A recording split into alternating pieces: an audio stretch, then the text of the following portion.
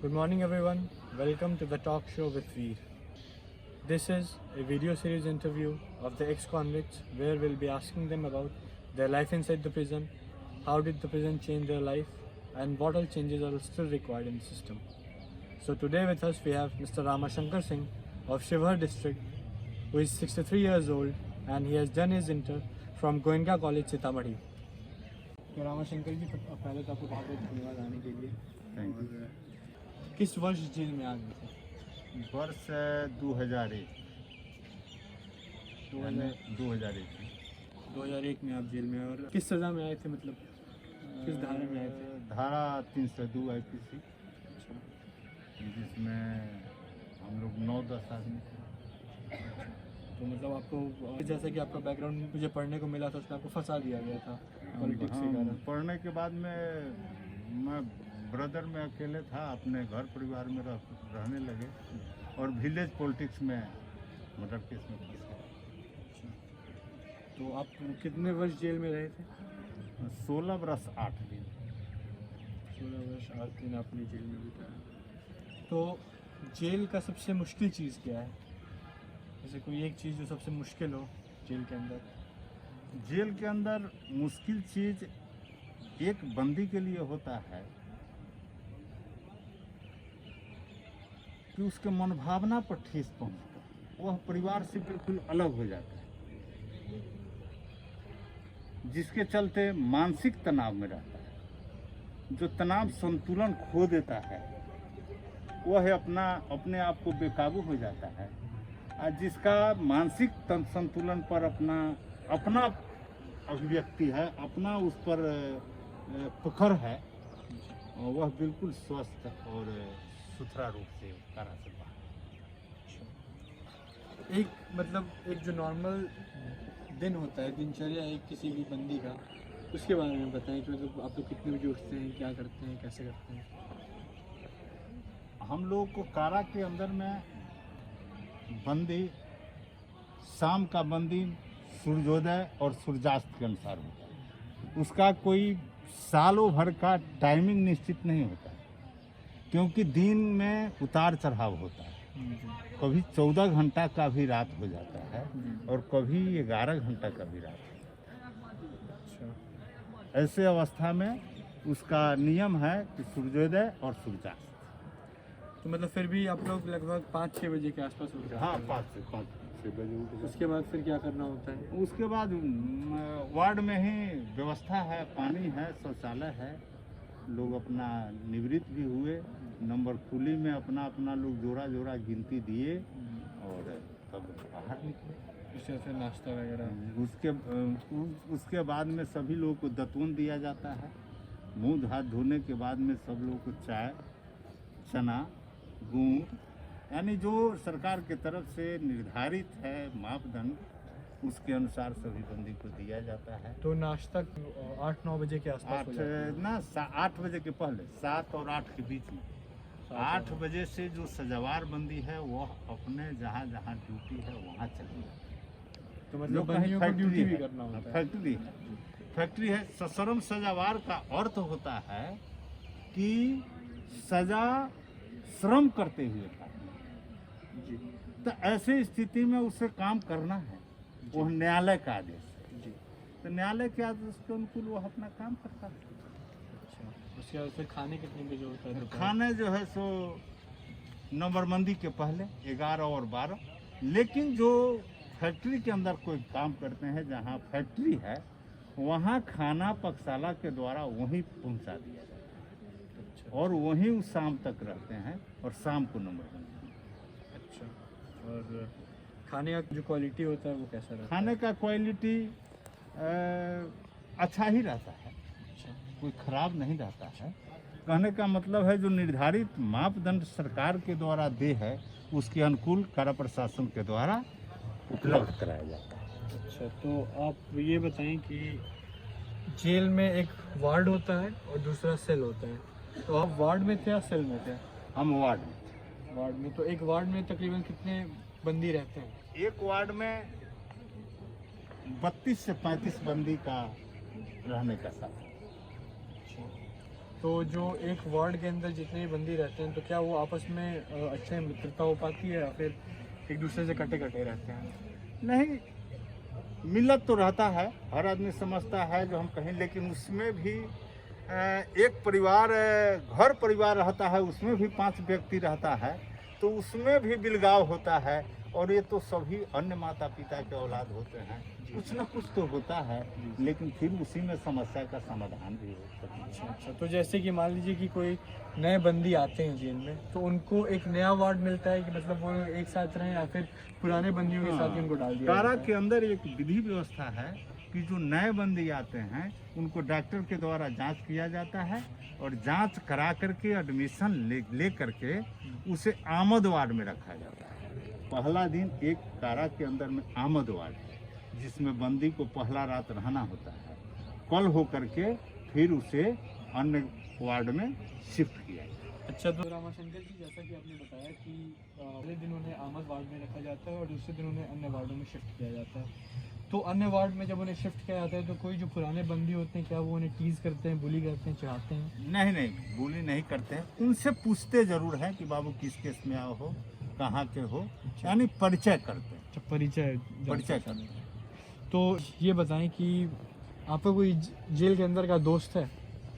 Jail के अंदर का दोस्त है अच्छा, कोई एक जिनका आप नाम बता सकते हैं, उनके बारे में बता सकते हैं? जयनंदन मिश्र, वाह, जो जिला मधुबनी के हैं, बीकॉम उनका शिक्षा दीक्षा था, जी जी। वो भी अकाउंटेंसी का कार्य करते थे। अच्छा, और आप लोग किस जेल में साथ थे? Central jail Muzaffarpur. Central jail Muzaffarpur में आप लोग एक साथ एक थे। तो क्या जो पहला वीक होता है, जो पहला सप्ताह होता है जेल के अंदर का, क्या वो सबसे मुश्किल दौर होता है? सबसे मुश्किल दौर हो, क्योंकि उस समय जो उस मनोस्थिति समय होती हम है, मनो- जो जी, जो जी, सब चीज़ होता है, जी, जी, उसके बारे में थोड़ा जी, जी, अगर आप बता सकते हो हमें कुछ। यानी वह घटना किया या नहीं किया, लेकिन वह कारा के अंदर आ गया।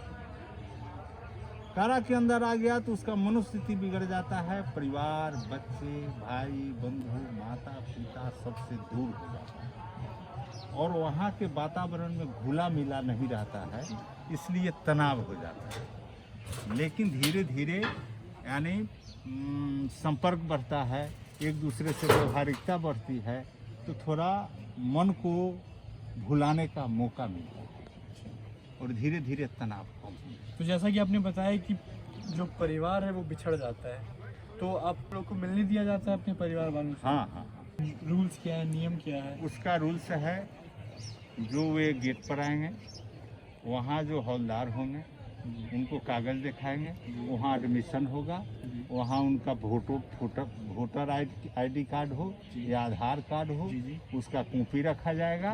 कॉपी रख करके रजिस्टर मेंटेन कर करके तब उनको पुर्जा दिया जाएगा, वो मुलाकात करने के लिए मुलाकाती कक्ष में उनको प्रवेश करेंगे।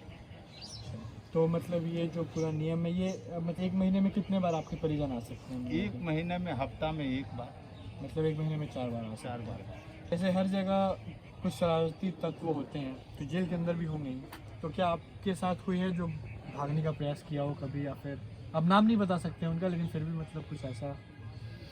एक आध बार ऐसा घटना घटा कि कोई भागने की नियत से छुप गया, अच्छा, लेकिन बाहर नहीं जा सका, फिर कारा के अंदर ही उसे वह पकड़ा गया और उसे सेल में रख दिया, क्योंकि गलती किया हाँ, था, इसलिए उसे सेल मतलब जिन्हें गलती किया है तो उन्हें सेल में रखा सेल है। में। तो जैसे कि टीवी शोज या मूवीज में एक सेल को या एक जेल को दिखाया जाता है, तो सेल कैसा लगता है देखने में? एक वार्ड तो नॉर्मल रूम रहता होगा, लेकिन एक सेल कैसा रहता है? एक सेल रहता है जिसमें एक आदमी सेपरेट रूप से रहता है। उसका यानी उसमें रहना सहना भोजन छाजन करने के लिए उसी के अंदर शौचालय यानी छोटा सा में ही सारी व्यवस्था रहता है। अच्छा, उस लोग के पास लाइब्रेरी की सुविधा रहती है जेल में? हाँ, सेंट्रल जेल मुजफ्फरपुर में अच्छी लाइब्रेरी की सुविधा थी, जी और वहाँ योगाभ्यास भी बहुत अच्छा तरीके से चलता था, जी और लोग योगाभ्यास सीखते थे। जी जी और लाइब्रेरी से पूरे जेल के जो शिक्षित लोग हैं, जिन्हें शौक था, ज्ञान लेने की शक्ति थी, वे जाकर कुछ लाइब्रेरी से पुस्तक लेते थे और पढ़ करके हफ्ता के अंदर में लौटा। मतलब कि 1 हफ्ते तक आपको cook एक अपने हफ्ते पास तक रखना के लिए उनको दिया जाता था उनके नाम पर, जिनका साक्षी उनके जो वार्ड इंचार्ज होते थे वे हस्ताक्षर। तो जब आप जेल से 16 साल 8 दिन के बाद निकले तो पहला चीज़ आपने क्या किया? पहला चीज हमें आंतरिक रूप से संवेदना रूप में कहता हूँ कि मेरे पास 3 बच्ची और 2 बच्चे, हमने एक बच्ची का शादी करके आया था, उसका विवाह, जी 2 बच्चे और 6 भगनी का शादी हुआ था। जी जो मेरी सबसे पहली इच्छा हुई जी कि मैं जरा उस सब को देखूं, जी जी कैसा है उस सब का विधि व्यवस्था क्या है, जी। ताकि मन को शांति मिले या जी। दुख। जी लेकिन जाने के बाद में हमें शांति ही मिला। जी। सब स्वस्थ थे, सुंदर थे, जी जी अच्छे तरीके से अपना जीवन देते। जी। तो वार्ड होता है, तो वार्ड के अंदर क्या आपको वॉशरूम की सुविधा उपलब्ध कराई जाती है? जैसे कि जो शौचालय हो गया, फिर ये सब वार्ड के अंदर जी रहता जी है। जी जी, वो सारी व्यवस्था है, और शौचालय है। एंटरटेनमेंट का क्या, जैसे कि आपको टीवी या फिर अगर कोई म्यूजिक सुनना चाहे तो हाँ क्या? हाँ हाँ, उसके लिए इसकी हर सुविधा वार्ड है? में हर जी। वार्ड में एक टीवी लगा हुआ है। जी बाहर खेलने के लिए फुटबॉल तो नहीं है जी कारा के अंदर, जी लेकिन वॉलीबॉल है। जी उसी में बैडमिंटन, जी उसी में क्रिकेट, जी जी। तो सब छोटा चीज़ सा का ही फील्ड आयोजन में होता है। अपना लोग एडजस्ट करके खेलते हैं। जी। तो आपके बारे में मुझे बताया गया था कि आप जेल के अंदर अकाउंटेंसी आपने सीखा, जी जी जी। तो आपको क्या वो जेल में जो टीचर या शिक्षक जो आते थे, क्या उन्होंने ही आपको सिखाया था अकाउंटेंसी के बारे में? नहीं, मैं अपने बारे में बताता हूँ जी, कि जी। 2001 में कारा में गया और 2002 से लेकर के 6 तक हमने लाइब्रेरी का संचालन किया। जी जी और उस लाइब्रेरी के अंदर हमें बहुत आत्मज्ञान मिला, जी उस पुस्तकें से हमें बहुत आत्मशक्ति मिला, जी और जिसके बदौलत मेरे अच्छे व्यवहार, जी जी अच्छे रहन सहन जी जी को देखते हुए कारा प्रशासन के द्वारा हमें कैदी सेक्शन में रखा गया। जी। उससे भी आगे चल कर के निर्माणशाला का भी कार्यभार दिया गया, जी। जिसका हमने अकाउंटेंसी किया। जी मेरे समय में 80 लाख रुपया उसका राजस्व था, जी जिसे प्रथम साल हमने 1 करोड़ 35 लाख पर ले गया, जी। और दूसरे साल 13 करोड़ तक राजस्व की वृद्धि हमने सरकार की। चलिए, ये तो बहुत बड़ी एक उपलब्धि है आपके लिए। और नहीं, उपलब्धि तो मेरा नहीं था, उपलब्धि तत्कालीन कारा अधीक्षक था, जी जिन्होंने मार्गदर्शन किया, और उनके मार्गदर्शन में हमने इस कार्य को संचालित। अच्छा, तो आप जो अकाउंटेंसी आपने जेल के अंदर सीखी थी वो अभी भी आप बाहर प्रयोग करते हैं? अभी भी बाहर प्रयोग करते हैं, कहीं ज़रूरत होता है मेरा तो मैं जाकर के सेवा देता हूं। आखिरी सवाल आपसे कि जेल क्या वाकई में जेल है या फिर रिफॉर्मेशन सेंटर है, जैसे कि सरकार बताती है कि सुधार गृह है, इसके विषय में आप क्या कहेंगे? जुर्म के बाद जेल है, जी और जेल में सुधार भी है, जी अच्छाई भी है और बुराई भी है। जी, जी। ये आपके ऊपर निर्भर करता है कि उसमें अच्छाई को हम ग्रहण करें और बुराई को छोड़ दें, चलिए। वही जेल है। जी। तो एक लास्ट कोई, अगर एक लाइन में आपको आपके 16 साल को कोई कहे कि एक लाइन में आप बताइए, तो आप क्या बोलिएगा? मैं स्वस्थ, सुंदर, अपना बुद्धि कौशल का विकास कारा के अंदर अवश्य किया। चलिए, तो आपके बारे में और आपकी उपलब्धियों के बारे में सुनकर बहुत अच्छा लगा, और मैं यही कामना करता हूँ कि आप आगे भी, और जो भी आपका अपना अभी आप जो काम कर रहे हैं उसमें आप खूब तरक्की करें और आप खूब नाम कमाएं। बहुत बहुत धन्यवाद आने के लिए रामाशंकर जी। धन्यवाद।